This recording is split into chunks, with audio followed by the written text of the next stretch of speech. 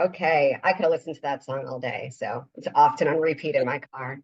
Hey, you guys, welcome, welcome. I'm so glad we are all here today for our third edition of the Disruptor Discussions Masterclass. And I have one of my very favorite people presenting for us today, so I'm really, really excited. To give you a little intro and background, my name is Jennifer Frye, and I am the CEO and founder of Appreciated Asset Business Solutions. We started Appreciated Asset in 2018, really after I'd spent my whole career in sales in some role or function. And during that time, I'd really developed an expertise in that top of the funnel activity, prospecting and appointment setting.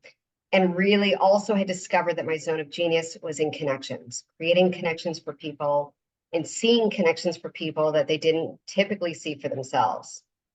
So at Appreciated Asset, we create, build, and fill sales pipelines for industry disruptors. And our mission is to create a ripple effect for incredible business solutions and helping them grow their footprint. Our purpose is to create a stage, and here we are, to highlight industry disruptors and really honor them for their courage to stand out against the status quo and commit to doing it better. So let's start with disruptor discussions and explain to you really what we're here to do. So our masterclass is the newest way for us to introduce experts to you to help you grow your business. We are here to help you grow your business, and there's a lot of other ways beyond a sales strategy to do that. So I have met incredible experts that I really wanted to share with all of you so that you could see other ways that you can create growth in your own businesses. I'm going to start with what's a disruptor? Great question. I get it constantly. And whoever you ask, you're going to get a different answer. But for us, a disruptor is someone who stands out against status quo. Someone who is committed to providing a service that's so far superior to the industry standard, because they know there's a better way. They know their clients deserve better than just because it's always been done this way does not mean it always has to be done this way.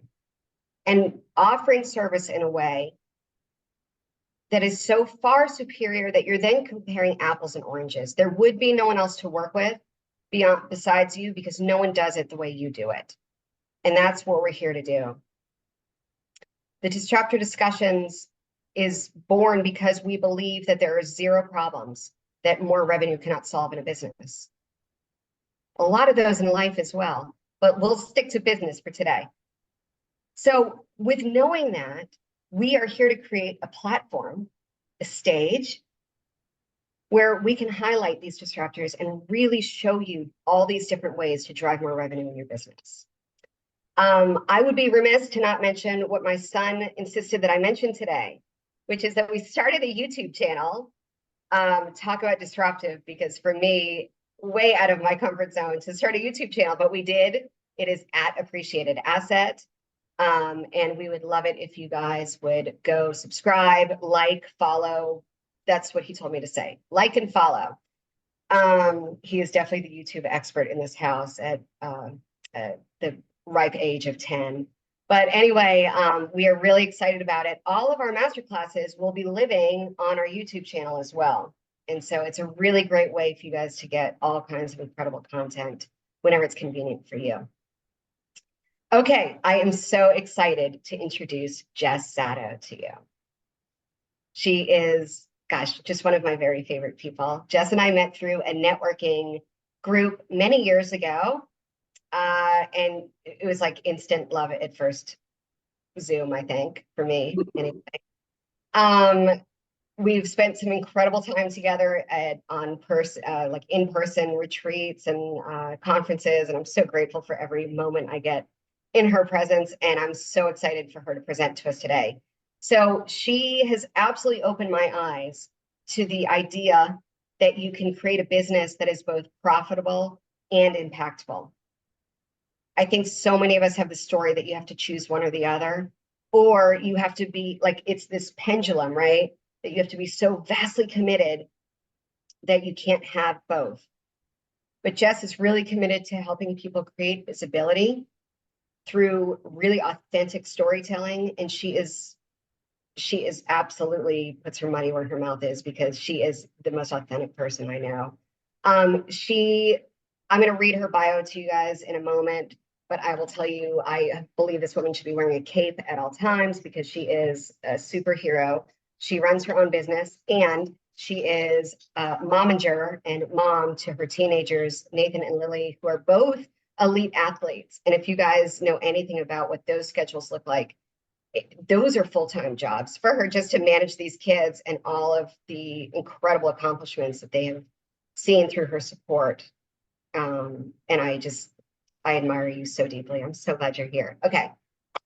Jess Sato, founder and CEO of Jess Sato Consulting, is passionate about helping women globally use their unique skills, expertise, and voice to create opportunities for themselves and others.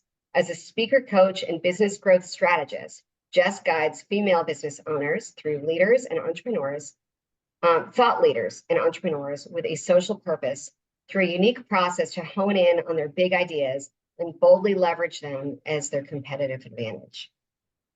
So I will hand things over to the amazing Jessica. Thank you so much for being here.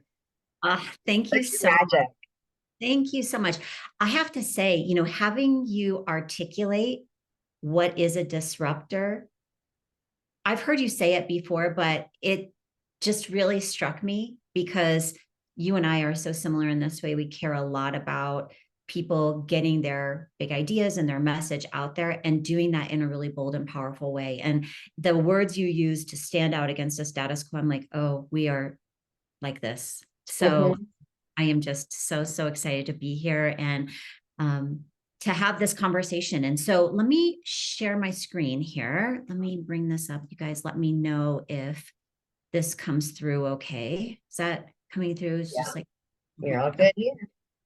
So I came to this idea in a sort of roundabout way, but I can tell you that there is something very, very powerful from a marketing and business growth and a visibility perspective when you are able to clearly articulate your idea.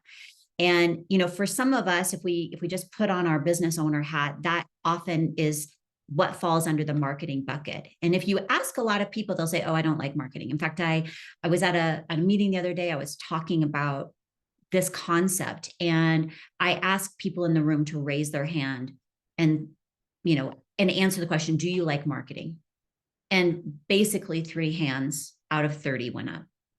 But then I switched gears and I said, you know, how many of you consider yourself an expert in your field? All the hands go up. How many of you are passionate about the work that you do? All the hands went up. How many of you want to use your business to make an impact? All the hands go up. How many of you believe that the work that you do solves a major problem? All the hands go up. I'm like, that is marketing. When you bring those pieces together, that is what marketing really is and is the key, right? Being able to articulate what your big idea is and how it fits into the world is the key to creating real impact. And I use the word impact. I love that you stated this, Jennifer, because to me, impact, yes, is profit. There's a profit and a revenue component, right? It does, in fact, make it easier to have impact when you make money in your business. And so I'm a huge fan of that. And I genuinely believe that most of us are in business to do something bigger and better in the world. And so today I want to bring these pieces together for us so that we're all really thinking about how can we use our big idea, use these pieces of our own voice, our own expertise to really create impact in the world. So jumping too far. So just in terms of the quick overview, we're going to talk about what is a big idea. You know, Jennifer talked about what is a disruptor. This is deeply embedded in that concept and really giving you a sense for how it fits into the bigger picture. We're going to talk about the 4 components that make up a big idea. And you'll see that these pieces that we talked about from a marketing perspective all fit into that. And then lastly, how can you actually test your big idea to see if it's actually going to work in the marketplace? And I think this is part of the missing equation that most of us are not really thinking through. And then some ways that you can test this out right now. So what is a big idea? To me, a big idea is a bold or audacious idea or concept that challenges the status quo, demands attention, and inspires action. And most of us, if we're just having a conversation, most of us find it difficult to be able to articulate our big idea, to even recognize that we have a big idea. In fact, I was on a networking call this morning and a woman was talking and she, started going on about the service that she provides and why that service is so important to her. And it was like, boom, a lightning bolt struck. It was so compelling. And for most of us, when I said, wow, that is really compelling. Like, how are you using this? In her cases around ageism, like, how are you using this? And she was like, oh, I don't really talk about that. I'm like, that's your big idea. That's the thing that makes the service and the reason behind you offering that service so powerful. And other people in the room were like, oh my God, that's the exact phrase that you said is what struck me. So for most of us, figuring out our big idea and recognizing that it's a big idea is actually a big part of the problem. So we're out there promoting our business, promoting our service, and it's not really cutting through the noise. And a big idea has the power to do that. So from a context perspective, why does this matter?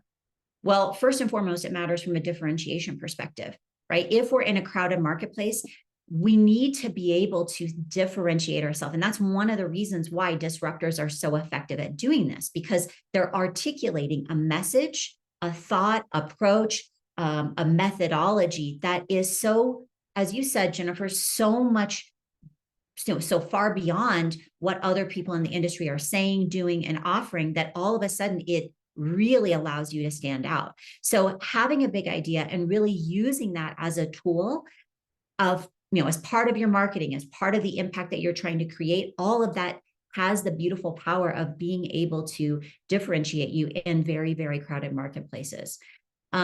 It creates emotional connection. And this is the part I think that really is important, because when we feel emotionally connected to someone else's message, to the approach or stance they're taking in the world, all of a sudden it's like a magnet. It's the thing that draws people to you. And it's also the thing that repels people. And those are both equally powerful concepts when it comes to growing your business, right? Because it's not, you're not for everybody, everyone's not for you. And so when we can build that emotional connection, all of a sudden that is what allows people to feel deeply connected and move into this place where we can build long-term engagement, build long-term community. Brand identity, this is the thing that we're known for, right? Most people know that I care deeply about helping women use their voice. I want them to find the stages, whatever stages those happen to be, where they can stand out, where they can draw people into the business, where they can create real impact. And when we get known for this very thing, right? In Jennifer's case, it's disruptors. I've been hearing her talk about disruptors for 2 years. She's known for this. Everyone knows this about her, right? This allows her to really stand out and build a whole ecosystem around her for this very work. This masterclass series is a great example of that. And I sort of touched on this community and long-term engagement, but again, when you're known for something and you've brought people into the community and they support the larger mission, that's where you start to see the impact coming through, because now you're no longer the lone ranger out there fighting the good fight. You've got a whole team of people, whether they are your clients, whether they're, fans of the work you're doing, whether these are people boots on the ground, employees, everybody is in this process together, moving the needle forward so that we can actually see the impact of the work that we're trying to do in the world. So how do you find your big idea? I think of this as in 4 pieces. What are you an expert in? Where are your skills and expertise shining through? And again, this is not a time where we minimize. I would say that for many women in particular, we tend to minimize our expertise. We compartmentalize. We're like, oh, that's a thing I used to do. When reality, it's a culmination of who you are. So what expertise do you bring to the table? How are you using that in the work that you're doing to address a problem that is in existence in the world? So for a lot of people, I talk about this as, what's the unmet need? What's the thing that we're seeing in the world that you're like, I don't like what I'm hearing and seeing with respect to this problem. So, for example, in my case, I am very passionate about menstrual equity. I want to make sure that women can menstruate with dignity. That means they have access to the supplies, the sanitation, the whole 9 yards. There is a big problem with this in the world. It dramatically impacts women's ability to be equal contributors in the world, in the marketplace, in society, education, the whole 9 yards. So when I look at that, I want to create and be a part of that solution. So what is the problem that you're trying to solve?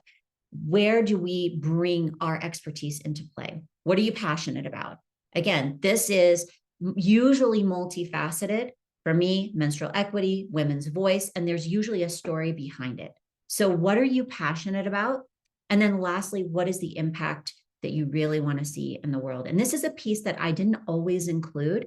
I would say it's probably been the last 2 years for me that when I looked at the business ecosystem and I looked at where we were going from a demographic perspective globally, I really started to ask myself, is running a business that is making money, in some cases, a lot of money, is that really all there is? And as I looked around, I started to notice that people with the upcoming buying power, millennials, Gen Z, soon to be alphas, right? These are the people who care deeply that the work that we are doing as businesses are making a difference in the world. They are looking at us as being responsible for, the whole gamut when it comes to environmental sustainability, social impact, taking a stand on issues of injustice. And so it's no longer enough to just make money. There's nothing wrong with making money. We 100% should do it, right? Money enables a lot of things. But if the whole purpose of running the business is just to make money, I genuinely believe that we will lose in the end. And so for me, when we bring all these pieces together and start to talk about what our big idea is, that little intersection of those 4 buckets is the game changer. It is the thing that sets you apart in the marketplace. So how do we know? How do we test this? And that is where I think of a lightning bolt, right? For most of us, lightning bolt has immense energy. It has real power, the ability to cut through the noise, to cut through the dark. It demands us to take some kind of action, draws our attention, the whole 9 yards. And so when I started to think about how do we decide if an idea is big enough, because this is a question I get a lot, I've tried to figure out what is a series of measures that we can use. And I'm not one for, forced acronyms, but for whatever reason, this one pushed through. And the idea of a bolt idea surfaced. So to me, a big idea that is really going to make a difference, that is disruptive in the marketplace, is bold. That means it requires some degree of courage to say it. It is a little bit risky. And I don't want to ignore the fact that in some cases, there's a high degree of privilege that goes with saying risky things. We don't have the time to cover that today, but just know that you have to do this in a way that is allows you to protect where appropriate. But what is that idea that requires some courage to say out loud that really does challenge the status quo? An original idea. This is our original thinking. And that's where that passion and that expertise comes. This is usually a big piece of this is where your story starts to shine. We have a way that we came to this thinking, this thought, this perspective, really honestly. And it's the thing that sets you apart because it's uniquely yours. Is it loud? And this doesn't necessarily mean that you are, speaking loudly, but is it enough to cut through the noise, right? The marketplace is crazy. We are at the highest number of businesses starting. 2023 marked some crazy astronomical number of new businesses starting in the United States. And that means that the marketplace is incredibly loud. So how do we say things and show up in a way that cuts through the noise? How are we talking about our idea? What terminology are we using? What platforms? I love, Jennifer, that you said stages or platforms. This is a platform. This is a stage. And so I often say, what is the stage of your own making that is going to allow you to show up boldly and courageously and say the thing that you really want to say? And then lastly, tenacity or tenacious. These ideas, because we are passionate about them, because we know that they have the power to create real impact in the world, we have to be tenacious in our pursuit of them. That doesn't mean that we never evolve, but we do keep saying the same thing over and over and over again. And when we say it in a way that is bold, original, loud, that is where the magic really happens. So I want to give you a couple of questions. And if you're watching online, feel free to screenshot this to really start to think about how you get to your big idea. There are a couple of questions on here that I think are particularly pertinent if you are kind of scratching your head wondering like, well, I don't know, is my idea big enough? What is it? What do I really stand for? Start with passion. What really fires you up, like lights you up that you're like, we have got to address this, fix this. I could talk about it all day. If that doesn't work, flip it. What really pisses you off? When you're looking at the world and you see issues arising in your local community with your clients, what have you, what really pisses you off? Why? And what do you think we should do about it? Where can you bring your skills and expertise in? Where do you see the biggest impact that needs to be made? And so on and so forth. This exercise will help you move the needle forward so that you can start to articulate in a really powerful way what is your big idea. And then lastly, how do you use this? How do you start to put this in practice? I'm a huge believer that your big idea is the foundational aspect of your business. It is the guiding principle. When you think about, in my case, when I think about how can I equip and empower more women to use their skills, to use their expertise, to use their voice in order to create opportunities for themselves and for others, well, then I want to make sure that everything that's happening in my business is deeply aligned to that. Who I bring into the business from a client perspective, who I bring in from an employee perspective, how I go about doing business, what my offers are. Does everything move me closer to that larger goal? If not, that's an opportunity to really examine where those gaps are in the business. Connect with power partners. I mentioned already, your big idea has the power, exactly. Your big idea has the power to bring the right people into your business, either because they are serving the same kinds of clients or prospective clients, or because they offer a similar service to a different client base.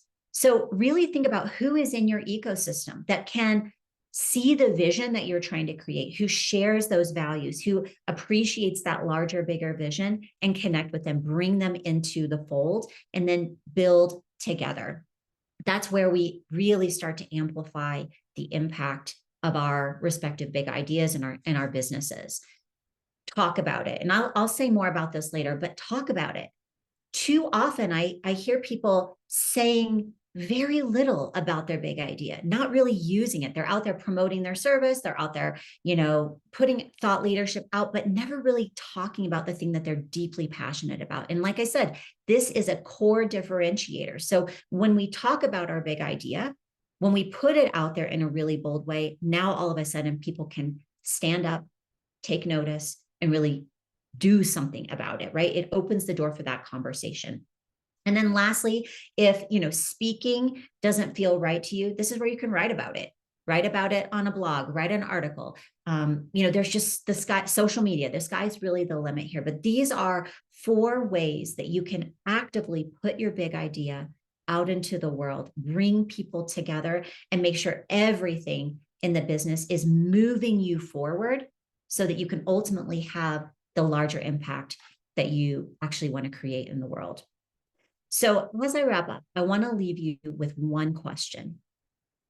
What in the world would change if you said what you wanted to say? What would really happen if you put your big idea out into the world? If you were super bold, if you were loud and tenacious in putting it out there? And I know it can be scary, right? This is where imposter syndrome crops up. This is where, smaller thinking and the scrunchiness that we tend to find ourselves doing often rears its ugly head. But I'm a huge believer that we have these ideas for a reason. And, when I was sitting in a conference, I was thinking about how can I be bolder? How can I create more change? And this is the question that did it for me. What in the world would change if I said what I really wanted to say? And that is that we have a voice and the opportunity to really create impact, and that it doesn't have to be one or the other. We can make money, be successful in business, and change the world at the same time. And that to me is magic. So Jennifer, I'm going to throw it back to you. Let me stop sharing. Oh my gosh, thank you so much. So everyone, if you have questions, you have access to one of the most beautiful, empathetic, creative brains that I've ever known. So please drop your questions in the chat, but they're going to have to wait until after mine. So I'm going to ask you, and I'm already writing down my problem, what I want to say. I know exactly. So we're going to have to download after this, Jess, because like talk about a bolt moment. I'm going to start with my bolt moment about the disruptors. Yes. We were at a conference together in October of 2021 or 2022. And we were at a conference and I was realizing that we did our best work with businesses that are disrupting their industries. And some of them were like being too shy about it. And I was like, well, we just need to get these messages like really, really honed in. So we're going to create a disruptor designer. And we're going to make these really compelling messages to show how disruptive they are to the industry. And it was a bold moment for me. And here's the cool thing, because it's so in line with what you were saying, is that since I've been talking about this for a couple of years now, people hand raise. They self-select and they're like, that's me, that's me. It's no convincing. There is no pitching or selling anyone anything. When people reach out to work with us, they know who we are and what we're about, and they want to be part of it. Yeah. Yeah. And do you, out of curiosity, do you find that the term disruptor, I mean, that's a repelling or an attracting word, right? Yeah. Yeah. I think it is repelling to people who are not our ideal clients. 100%. You know, I think if you are resistant to change and you are someone who is uncomfortable being bold or standing out, then we're not going to be the right fit for you, because we really want space to create out of the box ideas and strategies. Totally. I'm always willing to kind of talk someone through it to see if it's like something as simple as a mindset shift.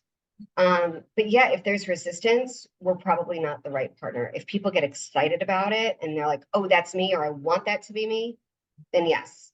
So yeah, I think it works both ways. Yeah, that's the, you know, that piece about like when you put it out there, when you say those kinds of words, right? And you look at your business, when you use that as sort of that core guiding element, now all of a sudden, you know exactly who is a right fit for you. Mm-hmm. And that's, to me, that is probably one of the most powerful elements that allows you to use it as part of a growth strategy, right? Yeah. Because we're often saying yes to the wrong people. Well, I wanted to echo what you said, which I appreciate so deeply. You said it takes a certain amount of privilege to be risky. Yes, it does. And I really, truly appreciate that, because so often we're told like, well, we're only going to take 5-star clients and we're only going to work with who we choose to work with. You know, when I started my business as a single mother, I went through a pandemic homeschooling a kindergarten student. I did not have the leisure to pick and choose the clients. I had bills to pay and I had a business to keep going so that I could, because working out of the house wasn't an option for me at the time. You know, so it's like, I really appreciate you saying that. And I think a lot of people have felt that at different point in their businesses. And I think what an honor to build a business where you can be bold and you can be risky. I do still think there is a way to remain authentic, even in the face of maybe, right? Absolutely. I actually don't know. I mean, I certainly think there are people who are out there saying bold, audacious, risky things. but that may or may not be authentic. They're doing it for the shock factor. That is not what I'm talking about. Like people, I'm sure similarly, the people that you and I are working with, these are people who have a genuine passion for something in the world, for the work that they're doing, for the clients that they're trying to help. And authenticity, I think authenticity naturally bubbles to the surface. People can see through that. Mm-hmm. Absolutely. Okay, let me ask you my 3 magic questions, and then there's one more I wanted to drop in there as well. How does your solution, how does your expertise bring more revenue to a business? So I would say, if I go back and kind of walk us through the flow, most of the time, people just do not know how to articulate their big idea. And I often see this with people who are, they've had some measure of success in their business and they're bumping up against the wall. It's like they know that they could be having a bigger impact, right? They could be addressing the issue that they're trying to solve better, but for some reason it's not breaking through. And to me, a big part of that problem is that they're not able to clearly articulate their big idea. So it's like it's living there, it's under the surface. So digging that out, excavating, uncovering, whatever verb you want to use, to me is probably one of the most important and impactful things that you can do for your business. And then getting it out there, testing it out to see, is this actually resonating with the people that I want it to resonate with? And if it's not, who is it resonating with and why, right? That's where some of that bolt stuff comes into play. So figuring out your big idea, assessing it, and then really being strategic about the kinds of stages, the kinds of places that you're putting it out there.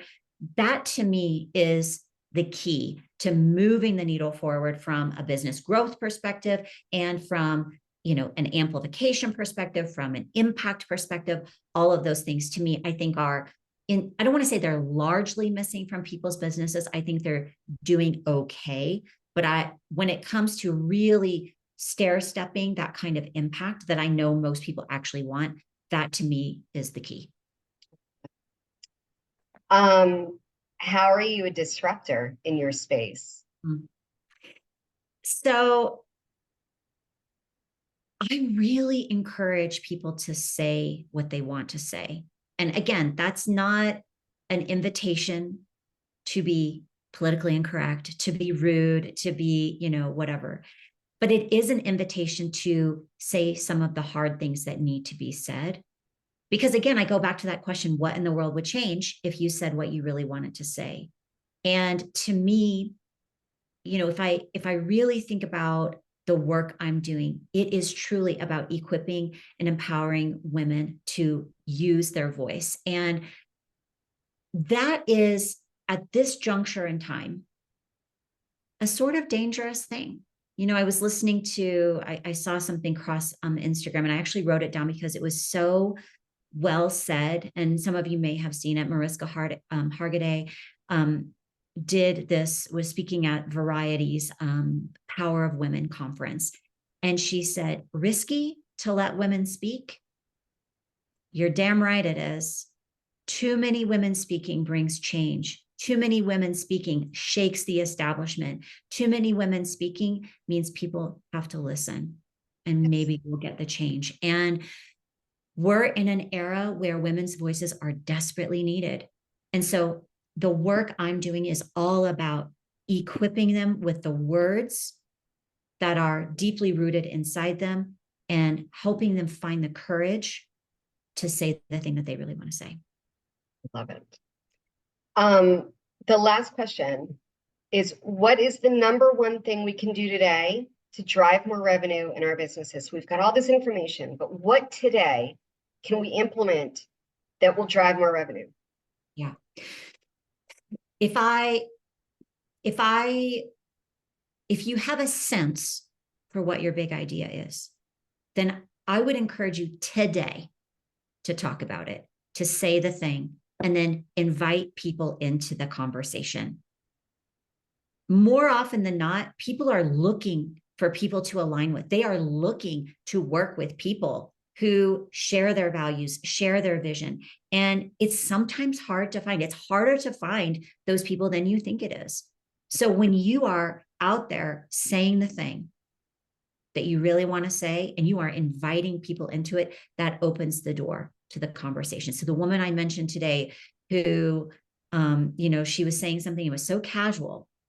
I will be following up with her because I genuinely believe that she has something that's worth sharing.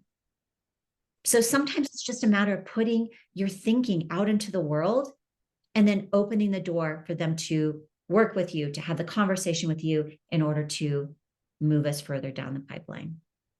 I'm so excited and I'm so inspired. Like, I have it, I know it. We have enough time. I will even share it today. But I am going to jump over to Abby. So Abby wants to know, and if there's any other questions, please feel free to drop them, because if not, I will happily dominate this Q&A session because I have so many more. Abby wants to know how to know the attract versus repel signals.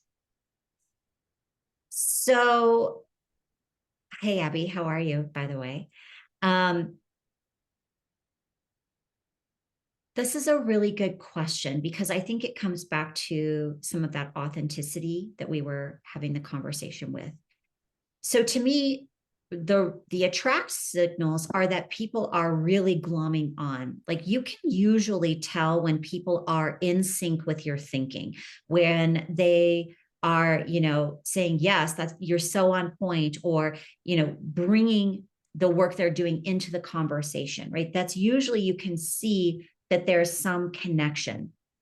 The repel, to me, the repel often makes its way in the early stages as people just, opt out, right? So they opt out of your email list, they stop following you on social media, et cetera. Sometimes those things are hard to see.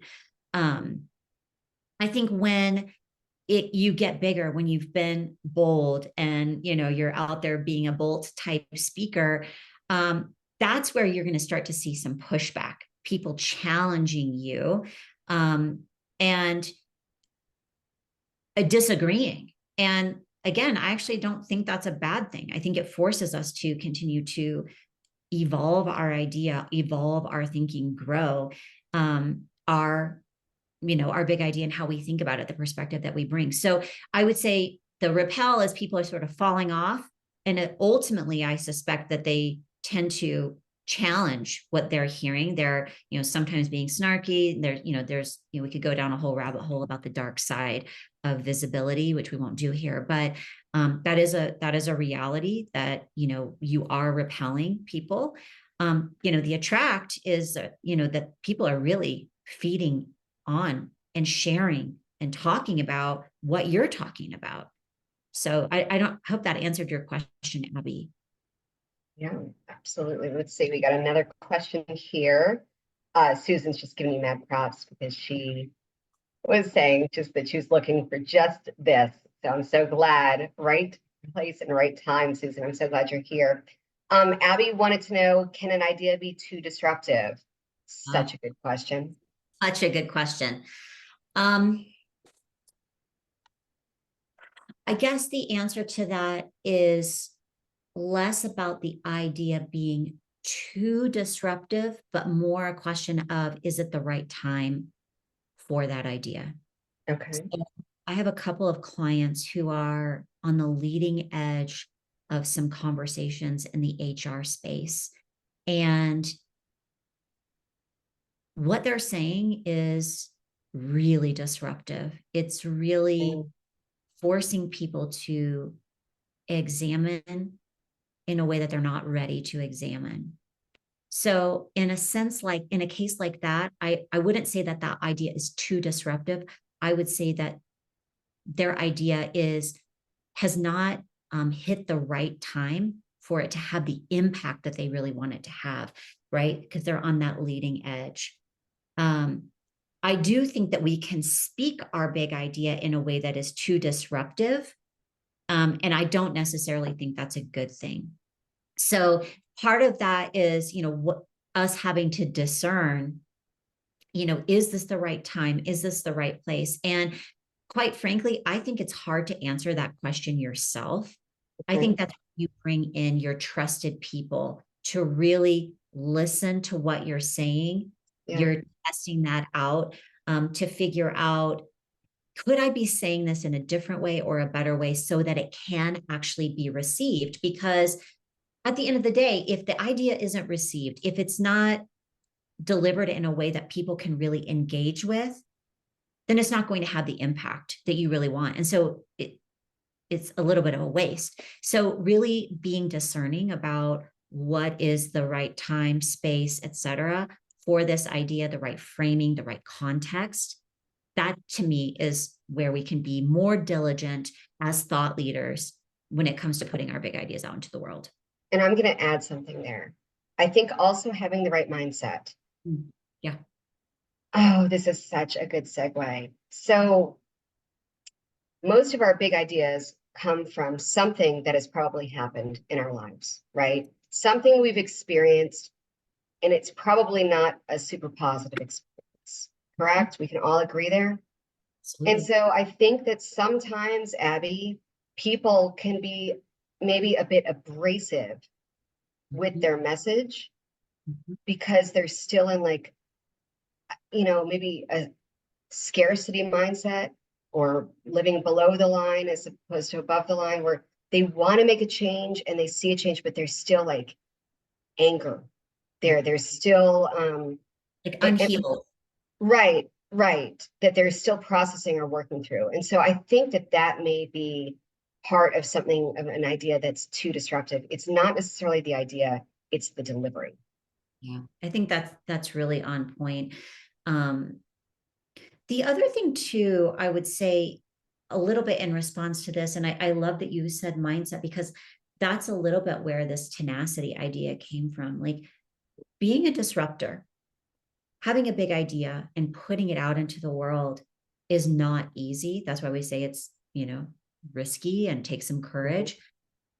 You're going to get some setbacks. You are going to have moments where you genuinely feel like you're speaking into the ether, that no one is listening. I guarantee you, people are listening. They are watching. They're trying to figure out how they feel about what you're saying.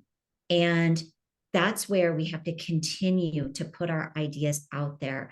More often than not, I would say one of the biggest problems that entrepreneurs and thought leaders have is a lack of tenacity and consistency of message. They're out there talking, they're out there putting it out there, and then no one's responding. And like, oh, there must be something wrong with my message. Let me change it. Now, I'm not saying don't test and trial. Absolutely do those things, but the core must continue to be there. And too often we give up well before the impact of the idea can even come to fruition. And so I just encourage you to have the mindset that we are in this for the long haul. If it is rooted in passion, if it's rooted in impact, if it's rooted in, really wanting to challenge the status quo and change the narrative, then it requires a long-term perspective on what that will look like.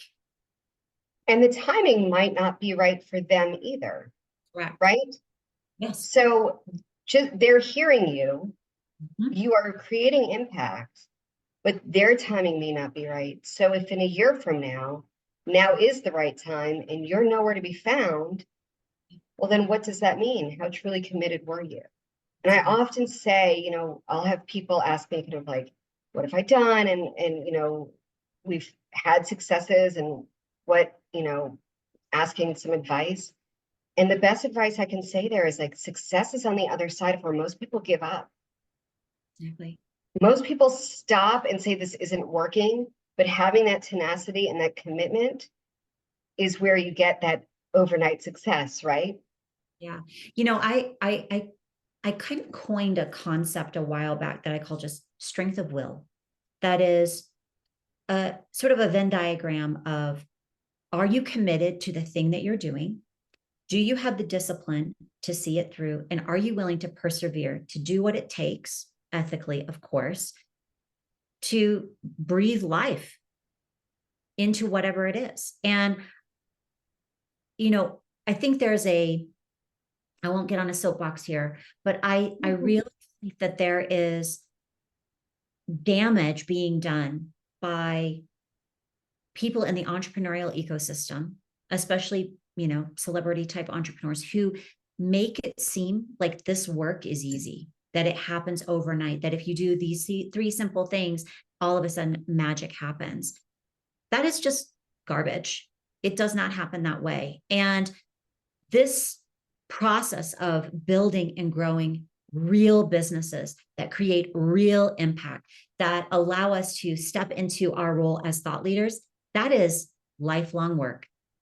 And it is not going to happen overnight. And that's why you have to be tenacious in your message.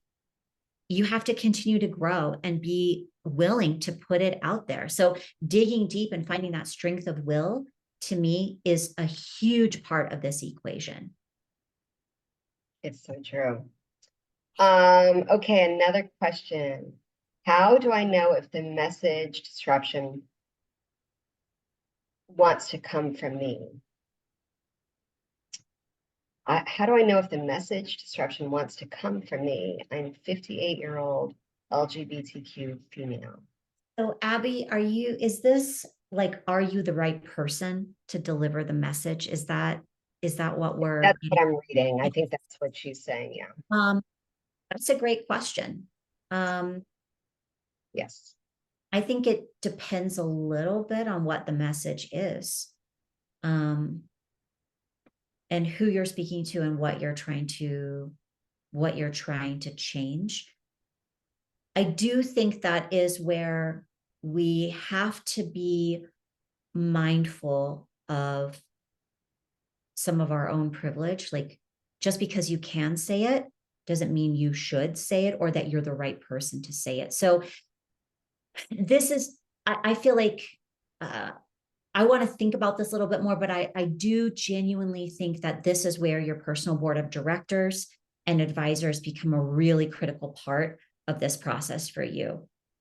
They provide a little bit of a reality check when you are out there talking and they're like, I don't know if that came out the way you thought it would, or maybe you need to invite someone else into that conversation, right? So some of that evolution of the idea, I think, is informed by some of this question as well. So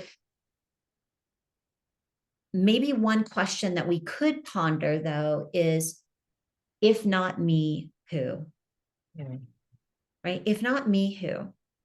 And are there people who are better suited to answer the call? Maybe. But why is that? And why are we saying that? So I think there's some digging that has to be done here on who are you. If you're out there and you don't, and you just happen to be passionate about something, there's nothing wrong with that. But from a credibility perspective, right? That's why I look at all four of those components of how did you get to your big idea? Because let's say I'm passionate about something in the medical community, but I have no medical training. The credibility of me saying something and advocating for a particular kind of approach may not be as well received, right? But maybe you can echo someone else's voice, right? Yes, you can. Yes. Yeah. Yeah. So Okay. there's some nuance here. Yeah. There's two more questions. We only have time for one, but we're getting both in because they're both too good to miss. Okay. So Yolanda, first of all, says working with you is awesome, which she is so right about that. She wants to know, can you speak to how to stretch your identity so marketing piece feels authentic? I know my big idea is a disruptor and medicine needs it. So quickly, I'll say, I think this comes back to helping people see why you believe the way you believe, right? When you invite people into the conversation, now all of a sudden they see that this isn't just coming out of nowhere. You came to this idea honestly, and bringing people into that journey of how you got where you are and why you believe what you do, I think is a way to slowly stretch into new spaces. The more we talk about our idea, the why behind it, and the impact of it, I think that helps move us further down the pipeline.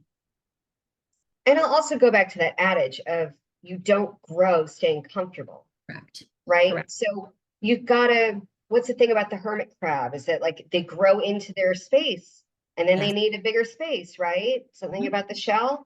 So it's going to feel big at first Yeah. until it doesn't. And Yeah. then, That's where that boldness comes in, right? right, Does it feel a little bit risky? It shouldn't feel so risky that you're like, holy crap, there's no way, right? But it should feel just a little uncomfortable to say that thing, and then a little more uncomfortable, and so on. And you're moving and stretching into that new identity. right. Okay. Kim, hey, Kim. Yeah. Kim wants to know, this is such a good one because, man, I see this all the time. Oh, yes. How do you know if you are oversharing? How personal is too personal when it comes to your business, but also wanting to show up authentically? Let me just say this. I am so over like these trauma, like stories that people are using to pitch themselves. It's like, I'm over it. It's like shock value, like you said earlier, right? And I don't necessarily think that's just what she's saying. I'm just putting in my 2 cents there. But yeah, how do you know if you're oversharing and it's like too personal or too far? This, I feel like, is a little bit of an individual answer. Some people, they're like kind of put it all out there. Mm, I try to always go back to what is the intention and the purpose behind why I'm doing this. If I'm making a video and sharing about an authentic experience and I get choked up, that to me feels very different than I'm going to take a video of myself crying. I feel bad saying that. That feels a little I know. controversial to say. I feel that like tingle in my stomach, like, oh, I should say that.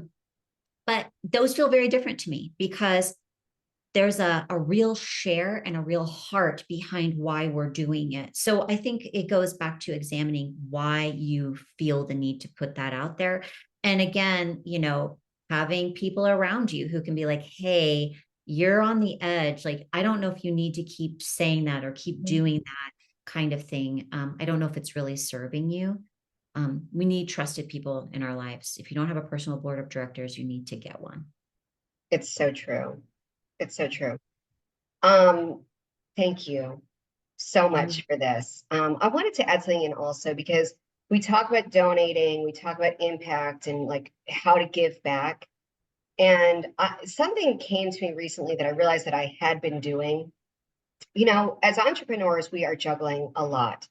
And it is quite often that we may have time limitations, budget constraints.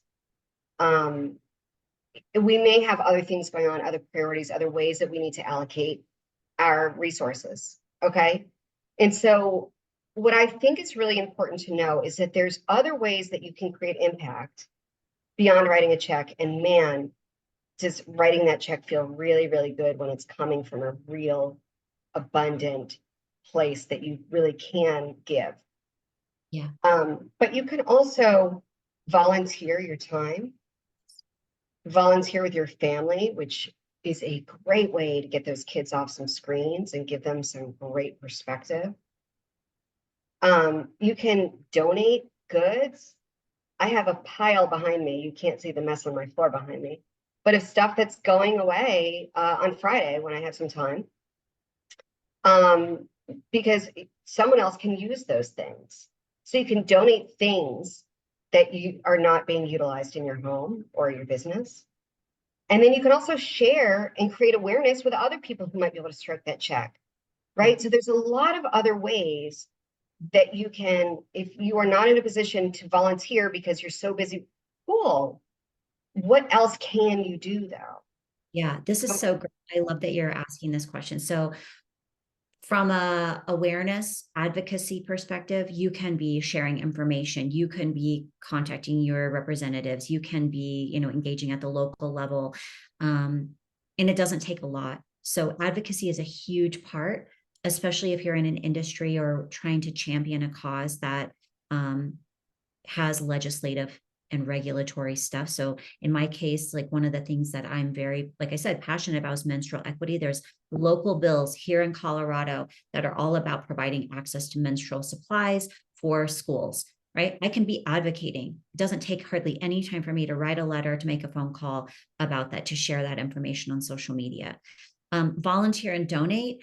Again, bringing people and your community into that process. So I have hosted events here in my own home where I have brought my community of women, my daughter's community of dancers together, and we have done menstrual supply drives. We have packed menstrual kits for schools. It just an hour, 2 hours doesn't take a lot, but it makes a huge impact. And it's something that you can actually quantify and tangibly touch, right? There's something magical about that. And then the last thing I'll say is most of us have expertise that is needed. And so donating that expertise to organizations, nonprofits, et cetera, who need that expertise, and they have the reach and the ground support to actually do something with that, I think is a really, really cool way to create impact in whatever industry or field you happen to be partnered with. I love that. Thank you so much. Okay, you guys, if you would like to get in touch with Jess or myself, we have put all of the information in the chat for you.